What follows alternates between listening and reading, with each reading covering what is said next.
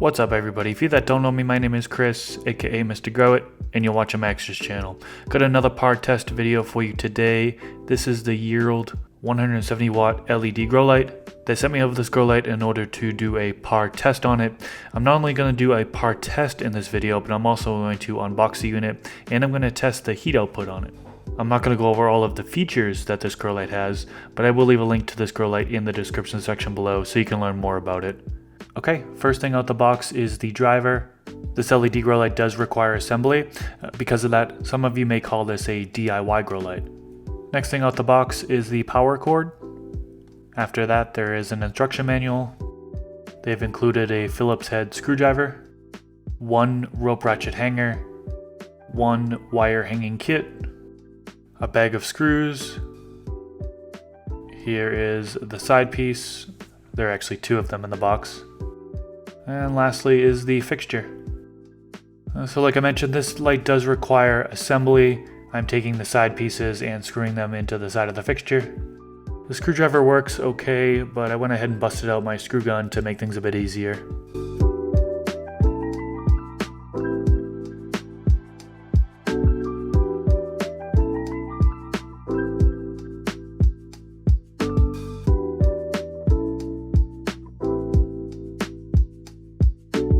After that, I connect the driver to the LED boards and then connect the driver to the power cord. And then the driver just rests freely on the top of the fixture.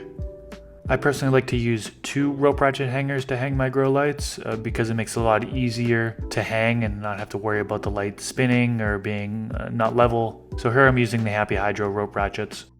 For the par test, I'm going to use the Apogee MQ620 par meter. This is an extended range PFD sensor which measures from 340 nanometers to 1040 nanometers, and the measurements are in PPFD. If this is your first time watching my par test videos, I take the measurements the same way every video, and I go by the light distance recommended by the manufacturer.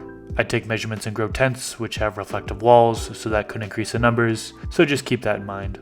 The flowering coverage area for this LED grow light is 2 foot by 2 foot, and I'm taking measurements in a 2 foot by 4 foot grow tent. I'll do my best to keep my meter in a 2 foot by 2 foot space. I've plugged the grow light into my kilowatt meter and it shows 1.33 amps, pulling 158 watts from the wall. Alright, let's get into the measurements.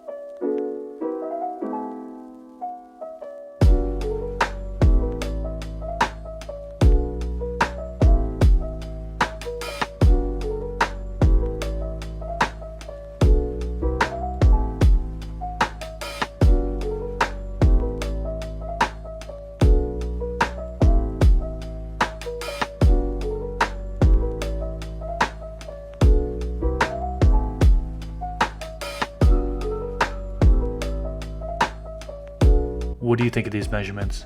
Let me know down in the comments section below. Just a reminder that there is a link to this grow light in the description section below, so you can learn more about it.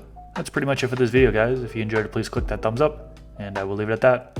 Thank you so much for watching, and until next time, peace.